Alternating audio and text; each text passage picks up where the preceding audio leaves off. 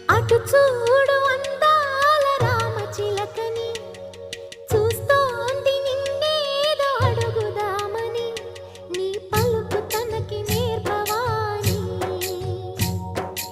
ఇటు చూడు చిన్న